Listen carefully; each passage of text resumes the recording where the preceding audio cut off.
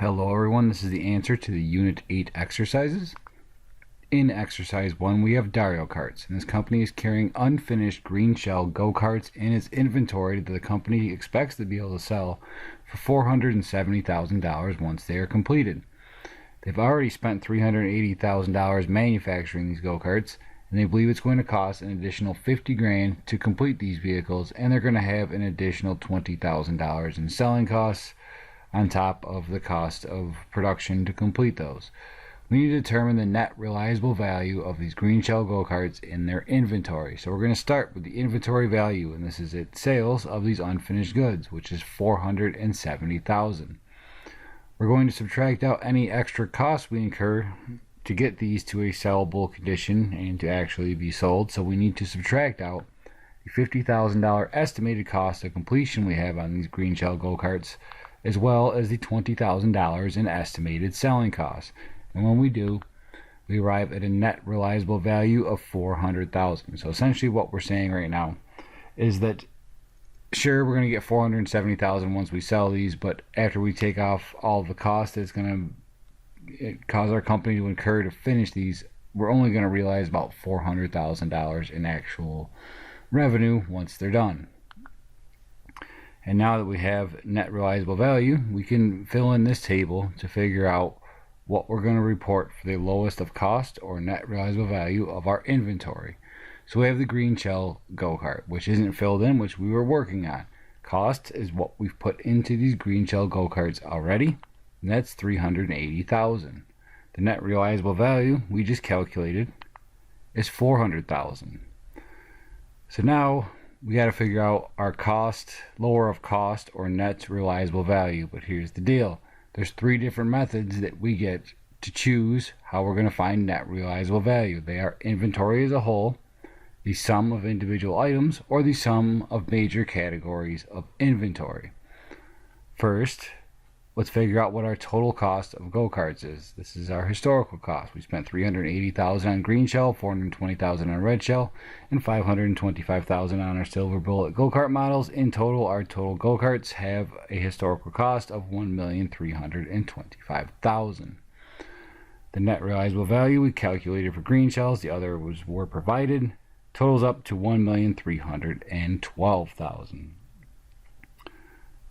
For our individual items, we take the lower of cost or net realizable value for each individual model. Since green shell's historical cost of $380,000 is lower than its net realizable value of $400,000, we're going to use $380,000 for the lower of cost or net realizable value for this one individual item. For red shells, take the lower of the two numbers, $385,000, and for silver bullet we're going to take the lower of those two numbers, $525,000. And then for major categories, we're going to figure out as a whole for all of our go-karts what is lower, the total costs that we have in go-karts so far, or the total net realizable value that we're going to expect from these go-karts. And because $1,312,000 is lower than $1,325,000, we're going to designate a net realizable value using the major categories method of $1,312,000 for our go-karts. Let's repeat the same process for our other category of inventory, which is our all-terrain vehicles or ATVs. So the total cost that we have into ATVs is $499,000. The total net realizable value of those ATVs is $298,000 plus $185,000, or $483,000. Let's break down each individual item to find net items lower of cost or net realizable value. The Shooting Star ATV has a historical cost of $285,000. Its net realizable value is $298,000, which means that our individual item lower of cost or net realizable value for the Shooting Star is $285,000 because cost was lower than NRV. Inversely, banana peel has a lower net realizable value than cost, so we're going to use $185,000 for calculating our net realizable value for individual items. And then lastly, for our total ATVs, they have a net realizable value that is lower than our cost, so $483,000. Total inventory, we're going to sum up the total of our two different categories. So we have total go-karts of 1,325,000. We add to that the total cost of our ATVs of 499,000, and the total cost of our inventory is 1,824,000. The net realizable value of our go-karts is 1,312,000, plus the total net realizable value of our ATVs of 483,000 means that our inventory has an NRV of 1,795,000. And when I say our inventory, think of this category as inventory as a whole. So everything that we have, if we just went through and found the NRV of everything and totaled it up, that would be 1,795,000. If we go through and we find the NRV of each individual item and we add that together, well, we come up with 1,760,000. And if we go through and we elect to value our inventory as the net realizable value of its major categories combined, that's going to come up to also be 1,795,000. So now that we have that filled out, we can answer the question. Dario's primary objective is to maximize its carrying value of inventory. We should determine the inventory value. It should report and establish an allowance to reduce inventory to NRV using the loss method. So we want to report the highest possible value for inventory that we can. And of these four numbers, cost is the highest. But we got a problem with that. And what is the problem with that? It is still lower of cost or net realizable value. No matter what method we choose for establishing our NRV, be it inventory as a whole, individual items, or major categories, all of those numbers are lower than cost, which means no matter what method we pick, we're going to have to write down our inventory from its cost to its NRV. And because we want to keep it as high as we possibly can, we can choose either the NRV of inventory as a whole or the NRV of our major categories of inventory. It doesn't matter, it's the same number, but we have to report our inventory at no higher than 1,795,000 because our NRV, no matter how we choose it, is lower than our cost. So we had a cost of 1,824,000. The NRV of our inventory is 1,795,000, which means we need to reduce it by 29,000. And to do so, we're going to record the following journal entry. Assume it's December 31st. Our debit is going to be loss on decline to NRV. And that is for the difference between what our cost is at the moment and what our net realizable value is. We already determined that it was 29,000. And then our credit is going to be to an allowance to reduce to NRV. Essentially, we're not going to actually write down the inventory. We're going to keep inventory on our books at cost, but we're going to have this contra asset account, this allowance to it that is going to reduce it. So we established an allowance to reduce inventory to its net realizable value. Exercise 2 is a little different. We're using lower of cost or market now. And the rule for this is simple. If you are using LIFO to value your inventory, you're still allowed to use lower of cost or market. If you're going to use FIFO or AVCO or any other method besides LIFO, you have to use lower of cost or NRV. So Galaxy Q Sports here must be using LIFO because they're going to use lower of cost or market. We're going to need to introduce a couple of concepts to be able to solve this problem. They are called the ceiling and the floor. I'll get to them in 1 second. So, Galaxy Q Sports has unfinished snooker sets in its inventory with a sales value of $12,000. Well, that's our inventory. It says sales value. The company estimates that it will have to spend $1,000 to complete these snooker sets. So it's going to cost us $1,000. Well, to find our ceiling, it's just inventory at sales value minus estimated completion costs. And that is $11,000. Now we need to figure out our allowance for normal profit. Well, our information on the side tells us that Galaxy has a normal profit margin of 15%. So if we take our inventory at sales value, which is $12,000, multiply it by our normal profit margin of 15%, that's $1,800. And then if we take our ceiling and subtract out our normal profit allowance, 11,000 minus 1,800, we come up with 9,200. We just figured out our answers for our snooker sets. The ceiling was 11,000 and the floor was 9,200. But what does this mean? What it means is when you're determining your market value you report your market value at replacement cost. What it would require you to go out and make it again if you started from scratch, or if you're a retailer, acquire it from a merchandiser. But you can only report replacement cost if it doesn't exceed the ceiling, which is the maximum amount you're allowed to report this type of inventory for, or fall below the floor, which is the lowest amount you're allowed to report inventory for. So we want to report a replacement cost unless it violates going above the ceiling or below the floor. Well, Snooker has a replacement cost of $12,200. Its ceiling is $11,000. Its floor is $9,200. If we reported at a replacement cost of $12,200, it would be above the ceiling. So instead, we're going to designate the market value of snooker sets at its ceiling of $11,000. For 8-ball sets, the replacement cost is $28,000. The ceiling is $29,000 and the floor is $24,650. Well, that replacement cost of $28,000 does not exceed our ceiling nor go below our floor, so we're going to report at replacement cost of $28,000. For bumper pool, the replacement cost to make these again would be $6,000. Our ceiling is $7,200. Our floor is $6,120. Well, that replacement cost of $6,000 is below our floor, and we can't report below our floor, so we're going to have a market value on bumper pool of $6,120. For our cues, the Slim Pickens model has a replacement cost of $19,000. The ceiling of $29,500 and the floor is $25,075. Well, our replacement cost is way below our floor, so we have to report at the floor value. And then the Mini Fats model of cues has a replacement cost of $10,000. The ceiling is $13,500. The floor is $11,475. Our replacement cost is below our floor, so we're going to have to designate our floor as the Mini Fats market value.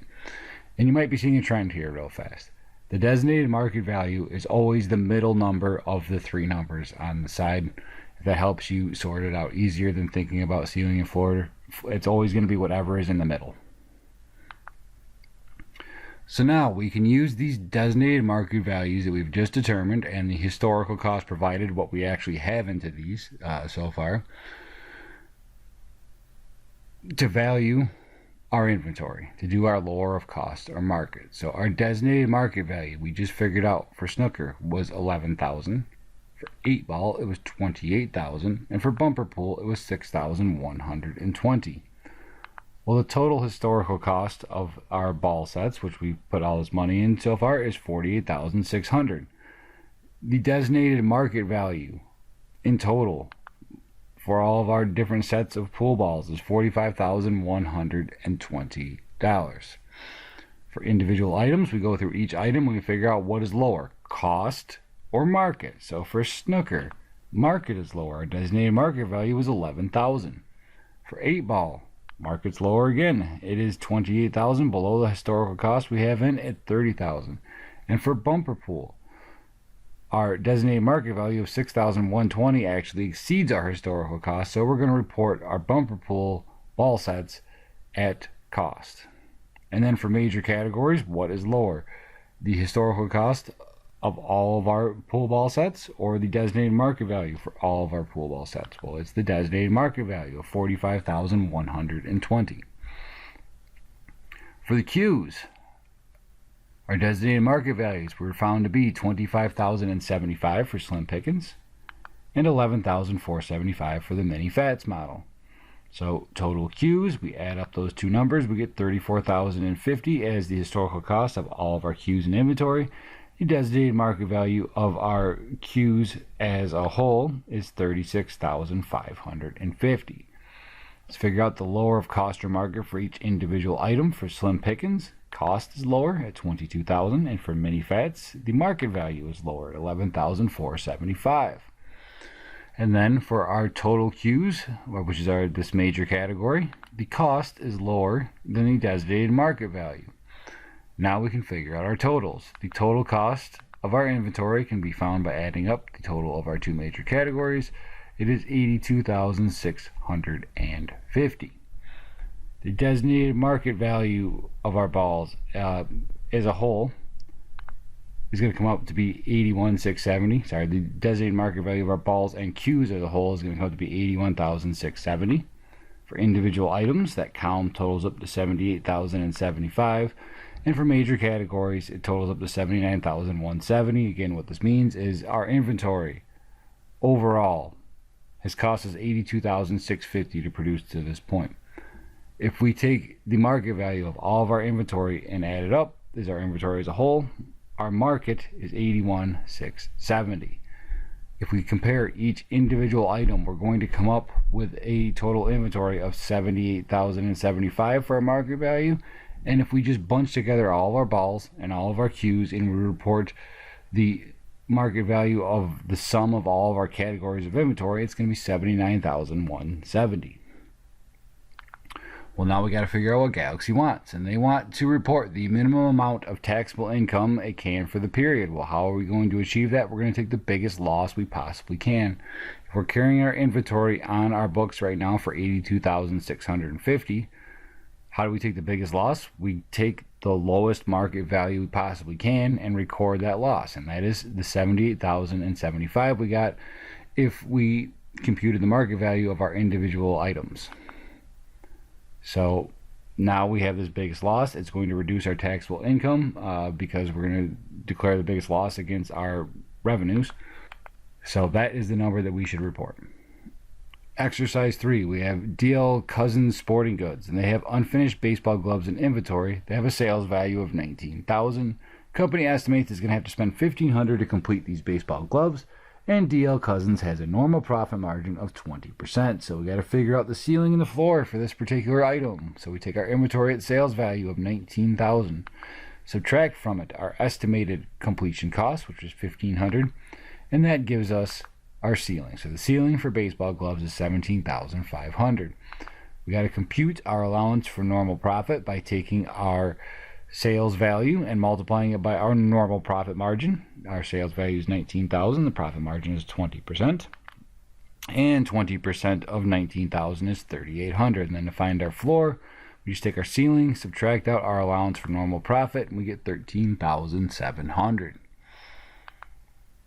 So now we can use that to figure out what our designated market value is for each item. Again, for gloves, we just figured out that the ceiling was $17,500 and the floor was $13,700.